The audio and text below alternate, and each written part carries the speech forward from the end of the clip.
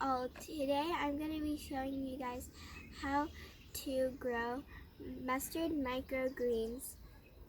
First, you need a plastic container.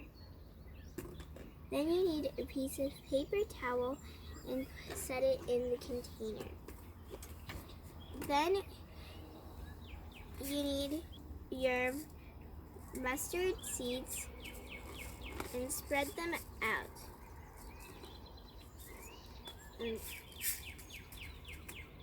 Now,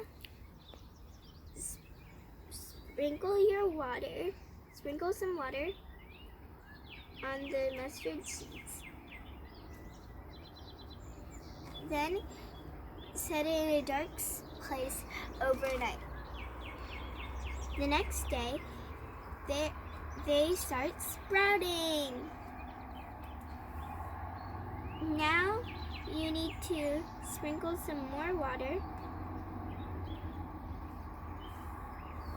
Then set it in some sunlight.